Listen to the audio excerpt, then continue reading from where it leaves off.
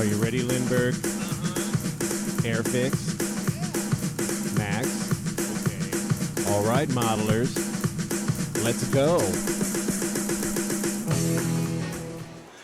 Hey everybody, welcome back to Pappy Tinkers. Yes, Pappy Tinkers, not Jeff Lawless, even though I've got tie-dye like he likes. But hey, we can all like some tie-dye. And if you're old enough to remember it, why not? It's still cool. But I'm here today with a new model kit. This is the Hasegawa Nissan 240Z. I got some plans for this one, but many of us have never built one of these kits, so we're going to open it up today and see what's inside. Stick around and I'll switch the camera around and we'll find out what's inside this box. Whether you're painting model cars, armor, big rigs, t-shirts, or even people, Gallery has the right products for you. Don't forget to use code PAPPYTINKERS at checkout for 10% off. And here we are back with the Hasegawa 1971 Nissan Fairlady 240ZG. Now I've built a lot of 72nd scale Hasegawa military kits, but never one of their car kits. So let's open this box up and see what we got. The outside of the box doesn't go into a whole lot of details about how many parts are inside or pictures of an engine or anything like that. It's just kind of a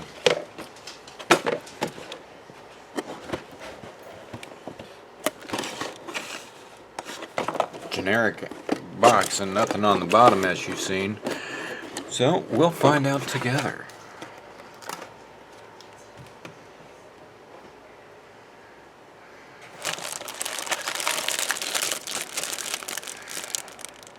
Okay, a lot of clear parts. It's got the headlight covers right here. We're going to leave this in the plastic, so for obvious reasons, and clear headlights. I think these are turn signal lights, side marker lights, tail lights, back window, wraparound front window with the windows up.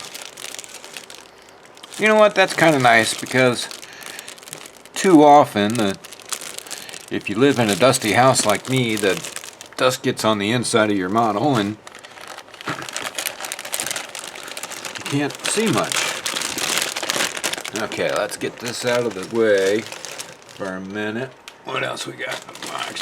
We'll go through the parts here in just a minute. Look at these decals. We got some good gauges up here. Some marker lights. I don't know what everything is. Here's the like for the rear window defrost, and emblems, license plate, Fairlady. I wish there were some more that said 240Z, because that's how most of us think about this. I'm going to work. All right, Bubby, I love you. Love you.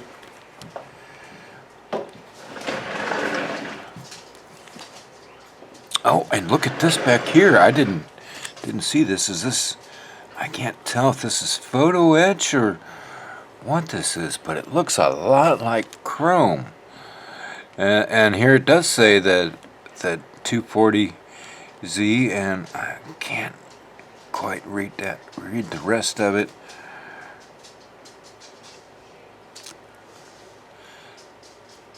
I don't know if these are decals or photo etch or bare metal foil or these are very cool. I hope the detail is showing through on this.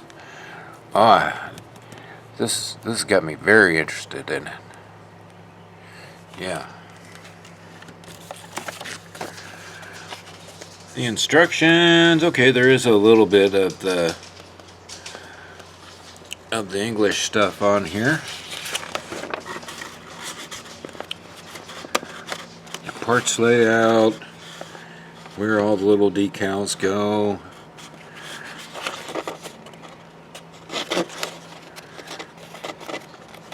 And it looks like a nice clear description. It also looks like it's only right-hand drive for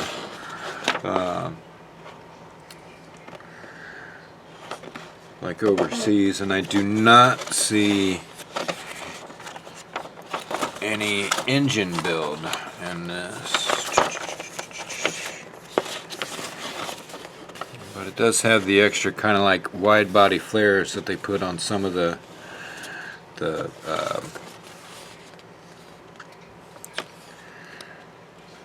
on some of the versions of it. Okay, nice instructions. Let's check out the rest of the parts. Looks like everything except for the body is in one bag.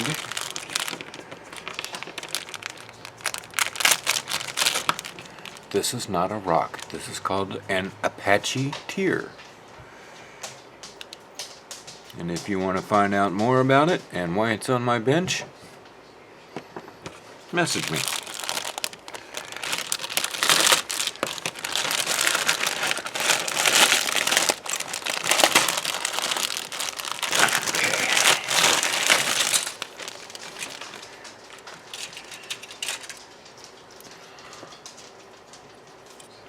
Not much for the chrome. Let me see some headlight brackets. I have no idea what these are. I think these are the back of the tail lights. And again, very nice that the wheels are not on the outside edge of the rims. It looks like the rubber just slides on from the outside, so that you can keep these in good shape. I like that. Some white parts. We have the front bumper. Now the attachment parts on this are going to require a little cleanup when you attach these to the body on the sides there, just because of the way that is, but that shouldn't be too bad. Gas tank, spare tire thing. Don't know what that is. Oh, here's the tires. Looks like all one size. It's got some little bushings in there, similar to what Tamiya uses, so that their tires roll. They feel nice and squishy. They could be actually solid rubber, but I can't tell through this bag. And let's see all the details.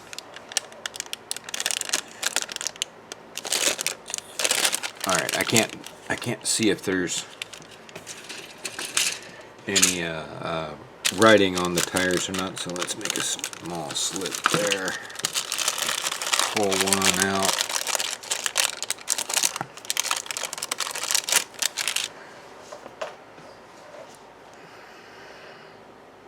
Okay, we got good tread pattern on them of bias tires. Some marks where they used to have the would be like an information on the tire, but no real writing, no tire size, no brand.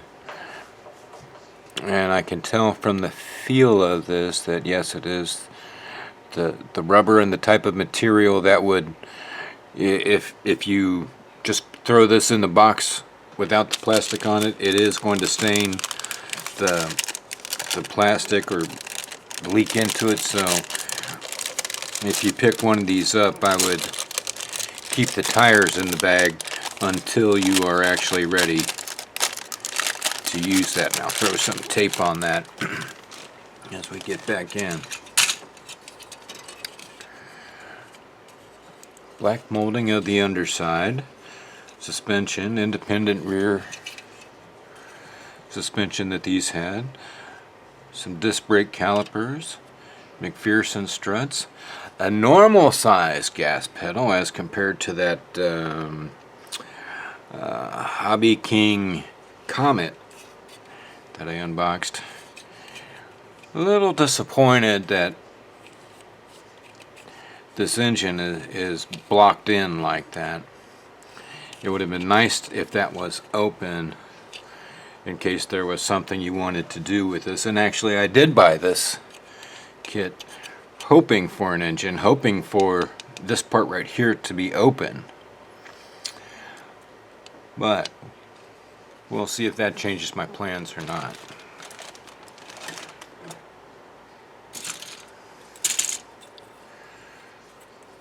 I hope there's another one of these. That's a nice seat. They did have nice seats in them. Individual windshield wipers. Horn. And fairings for the wheel wells. That actually do have nice detail on them with the attachment points and the rear spoiler.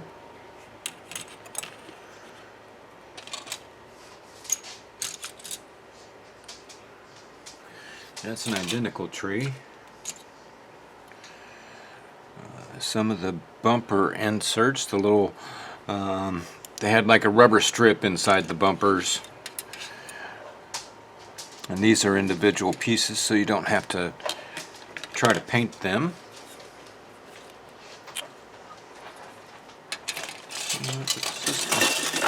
Oh my gosh, everything is falling down over here. Don't eat that, dog. Okay, I'm not seeing any kind of carpet or separate interior details. It is rather plain on the inside. There's no molding or anything on the inside of the door panels. It does have the pull closer and the window crank, speaker grill, but there's no texture, there's no carpet, there's no things. And the same for the rest of the back area where this would be carpet, and with that big back window you would be able to see a whole lot of this. But interestingly enough, it has an individual radio and AC parts to this, and a kind of nice detailed steering wheel. Again, the dash doesn't have any texturing, and it only includes the right-hand drive version. If you're creative and brave, you can probably trim this and switch it around. I might try to do that. The exhaust pipes.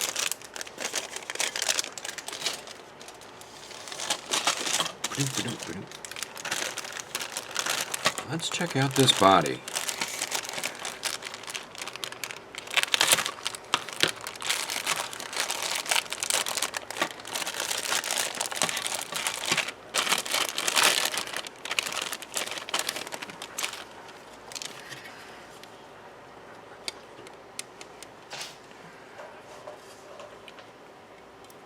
Panel lines in here are very faint. You would definitely want to enlarge these or deepen these a little bit more. Obviously the hood doesn't open up. That's where the antenna went, and just got a little nub right there. An emblem went here, gas cap, very light on the doors, but it's a very clean body. I mean, there's very faint mold line that's on the top of the fenders here that would need to be sanded down. I doubt that the camera will pick up this detail, but can probably hear it right there, but it's nowhere near what I would call being sharp. And just a few swipes with some sandpaper will take care of it. And it's not in a bad place, and I don't know where it goes after that front fender there. I don't see any on the back. So the body is very, very clean. I'm going to be curious as to see how the rest of this fits together. I don't know if I'll be able to do what I originally wanted to do with this kit or not. But it's still a good looking car. Yeah. For the 24 bucks or so that I paid for this, I think I'm going to enjoy building this.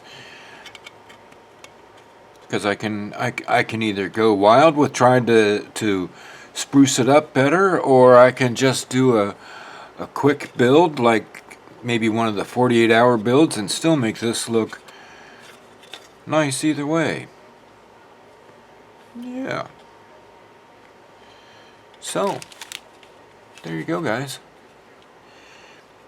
That's what's in this particular 240Z Hasegawa kit.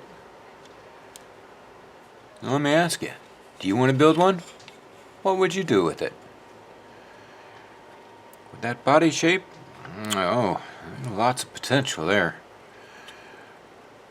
That's why these things became such collectors, the real ones. Alright. We'll see you next time on Pappy Tinkers.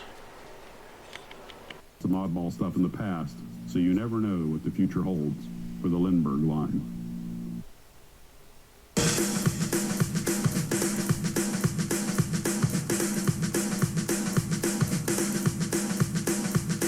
Are you ready, Lindbergh? Airfix? Max? Okay. All right, modelers. Let's go.